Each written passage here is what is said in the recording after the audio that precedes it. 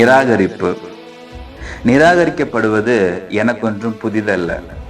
நிராகரிக்கப்படுவது எனக்கொன்றும் புதிதல்ல. பாலிய சிநேகிதனால் நிராகரிக்கப்பட்டேன். படிப்பு வரவில்லை என்று பள்ளிகளால் நிராகரிக்கப்பட்டேன். எப்போதும் இருப்பார்கள் என நினைத்த சொந்தங்களால் நிராகரிக்கப்பட்டேன். எதிர்காலம் இவள்தான் என்று எண்ணிய காதலியால் நிராகரிக்கப்பட்டேன். நிராகரிக்கப்படுவது எனக்கொன்றும் புதிதல்ல.